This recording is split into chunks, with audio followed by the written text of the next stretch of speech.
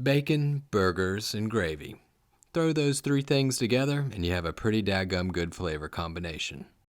Oh, but wait a minute. Sprinkle a little bit of cheese on top and you're talking a down-home country comfort food delight. Welcome to the Sauce and Gravy channel. This is Johnny Mac and we're going to dive into a country gravy recipe, a bacon cheeseburger gravy. Buckle up, let's go! For the prep work, we'll start off with the bacon, 6 slices, 145 grams, into a saute pan over medium to medium-high heat, cook it, and then give it a fine chop after you're done. Moving on with the prep work, grab 1 medium onion, that's about 200 grams. You can cut this up as fine or as chunky as you like. I'm going to quarter it, I like it a little bit chunky. For the last little bit of prep work for this bacon cheeseburger gravy, put a saute pan over medium to medium-high heat. Grab 1 tablespoon of oil of your choice. I'm using olive oil. Get that oil nice and hot and add 1 pound or roughly about 500 grams of ground beef. Use a flat bottom spatula, hit that ground beef, make it nice and fine. Cook the ground beef all the way through. Once it's cooked through, then we're ready to begin that bacon cheeseburger gravy. To build flavor for this gravy, use the saute pan that you cooked the bacon in. It has that fond from the bacon, which will add flavor, and it has that tasty grease that we can use to saute those onions until they're tender and translucent.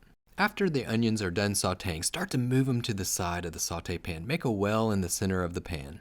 It's time to start making the thickening agent for this bacon cheeseburger gravy. We're going to use a roux, so grab 3 tablespoons of butter or approximately 25 grams, put the butter into the center of the saute pan. Once the butter is melted, add 3 tablespoons or approximately 25 grams of flour right on top of the butter. Grab a spatula, mix that flour and butter together, cook the roux for about 2 to 3 minutes to get that flour taste out. To me, using this well method at cooking the roux gets that flour taste out better than just incorporating the butter and flour with the onions. After the roux is cooked, mix it up with the onions, and then you're ready to put in 2 cups of chicken stock or 500 milliliters. The saute pan, it's over medium heat. Grab a flat bottom spatula, start scraping the bottom and the sides of the pan. Make sure that you get all of that roux up and incorporate it into the stock. Now it's time to add a little bit of flavor to this hamburger gravy. 1 tablespoon of Dijon mustard or about 20 grams. Grab a spatula or a spoon, start to mix it in, and as you can see, the sauce is starting to get a little bit thicker, but it's not quite thick yet. To give this gravy that flame-broiled, backyard grillin' type taste, liquid smoke. I'm using hickory flavor, 1/4 of a teaspoon, put it on in, give it a little bit of a stir. Now to round out the flavors a little bit, 1 teaspoon of Worcestershire sauce. At this point, the goal is just to bring this sauce to a simmer. Once it starts to simmer a little bit, it'll start to thicken up. And you'll know whenever you're ready to move on to the next step once the sauce coats the back of a spoon.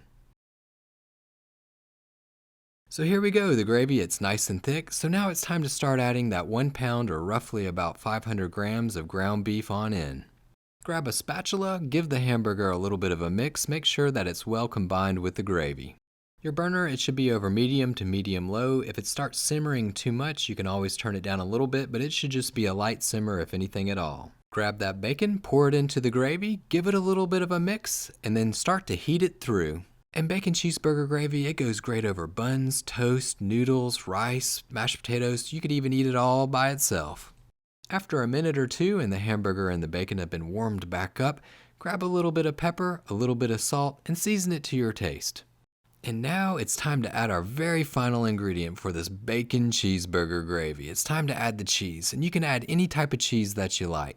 If you like it a little bit spicy, add a little pepper jack. If you like Swiss, throw it on. I'm using mild shredded cheddar, and you can put as much or as little as you like. So there you have it, a bacon cheeseburger gravy. This is a perfect gravy recipe whenever you're craving that backyard barbecued hamburger, but it's too cold outside, you don't want to go out there and mess with the elements. Make this hamburger gravy inside and fill yourself with a comfort food delight. Well, thanks for watching the Sauce and Gravy channel. To keep the channel alive, don't forget to smash that like button, hit that subscribe button, share the recipe with your friends, and to remember as always, to live, love, and make gravy.